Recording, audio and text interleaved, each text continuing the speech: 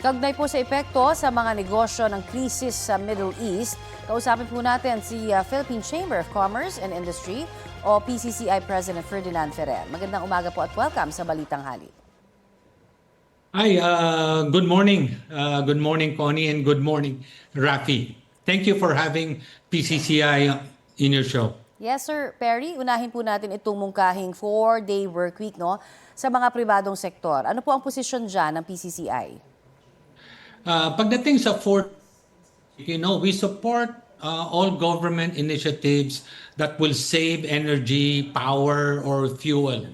But the 4-day work week, inaasahan namin na hindi dapat mandatory or compulsory sa sektor ng pribado. Hindi lahat makakatupad ng 4-day work week, especially in manufacturing. Manufacturing, that the factory has to run 7 days a week. So, mahirap ipatupad yung 4-day work week na ngayon, karamihan ng mga factory very lean na sa resources. Opo. At base po sa inyong observation, gaano ba katindi yung effect po ng big time oil price hike na ito sa ating mga negosyante?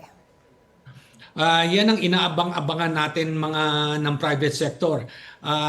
We are shocked when we hear 20 pesos or more. It will be very difficult to be able to absorb that cost impact on fuel. Now, fuel, nandito yung logistics, mga transportation, at mga sasakyan na ginagamit ng mga trabahador ng mga negosyante. At kasunod ho na tanong dyan, malaki rin ho ba yung inaasahang taas presyo sa mga produkto at serbisyo? Siyempre, parang domino effect nga daw yan. Ano? At sa inyo pong pagsusuri, kailan ba mararamdaman ho yan nating mga consumer? Pag nagtaas ang fuel at logistics at ang cost to import products or cost to move products, immediately tataas ang presyo ng mga bilihin. Kaya ang request namin sa government is sana mabigyan ng ang government ang mag-absorb even temporarily itong potential increase sa fuel natin. Hopefully mabigyan ng authority ang si President Marcos na to exercise and to use access or other means to be able to absorb the potential increase whether this week or next week. Okay. So, suportado niyo ho itong minumungkahing ang alisin na o bawasan itong fuel excise tax. May mga nagbabanggit na dapat kasama rin ang VAT. Yes, support whatever means because now it's a crisis. With the pending yung mga sabi-sabi na mga fuel increase na napakalaki at mahihirapan ang ating bansa. So, whatever means to be able to absorb potential increase in cost. Kami sa private sector, we will support whether it's from excise tax, VAT, or other means and other budgets or where the funds will come from other budget sources. At hindi ho kayo nangangamba, sabi nga dapat talagang balansehin ho daw ito dahil mahigit 200 bilyon ang maaaring mawala naman po sa ating funds sa gobyerno. Ayan and we have to do the balance. Currently, when the industry o yung merkado cannot absorb this price increases, pareho rin ang epekto. Mawawalan, hindi tatakbo ang ekonomiya natin.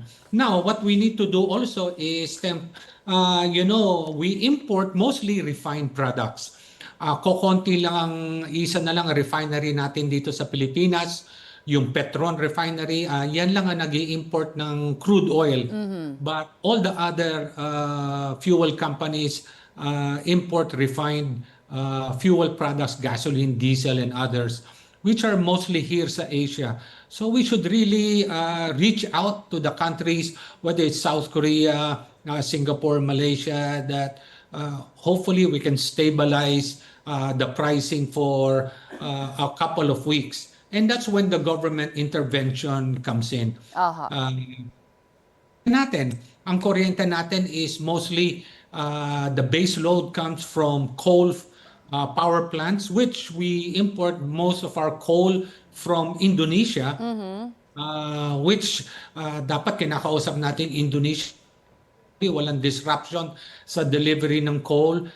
The second one, I think 60-65% come from coal-fired plants. Then another 25 to 30% comes from renewable energy, which we do have. At maganda na lang na medyo maaraw-araw in the Opo. last few days and moving forward. And we have Malampaya. Kaya pagdating ng electricity sa mga opisina, sa mga bahay, sa mga factories, pretty much safe ang supply dyan sa ating sa kuryente, ang sinasabi ko. Okay. Ano po ang mga nakikita ninyong paraan o hakbang mula po sa gobyerno natin para mapanatiling masigla yung pagnenegosyo, no, tulad ho ng suporta syempre sa piso, para hindi daw sumadsad ito? Now, we need to put temporary measures, Connie, in place. Whether it's lowering the excise means needed to minimize the impact of this fuel. Alam mo yung 4-day work week, pag tinitingnan namin dito sa pribadong sector, sa private sector is, yes, we agree. That will minimize the cost for the employee.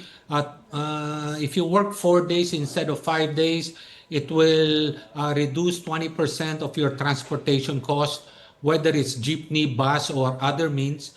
Pati rin sa mayroon mga sasakyan, mami-minimize yung cost to drive back and forth, and of course, the traffic. Opo. But we also have to consider na pag binabaan ang pagpasok ng mga tao, it doesn't mean automatic na bababa ang mga public transportation sa kalye. All it means is pag ang jeepney is 14 passenger, pag namamasahe ang mga empleyado, pag binawasan natin 8 passengers, tatakbo pa rin ang jeep. Kailangan pa rin tumakbo with less passengers. Yun lang ang ibig sabihin nun, similar to bus. Imbis na 50 passengers, naging 40 or 30, tatakbo pa rin ang bus. That's why ang hinihiling namin sa gobyerno is to really absorb the initial few weeks impact itong fuel para makinabang lahat at to lessen the impact on ating employees at including the cost of our goods. Okay. Marami pong salamat sa inyo pong update sa amin, sir. At mahaba-habang usapan pa to. Baka may part 2 pa ho Yes. tayo. Salamat po sa inyo. Maraming salamat. Thank you for having the Philippine Chamber of Commerce and Industry on your show. Yan po naman si PCCI President Perry Ferrer.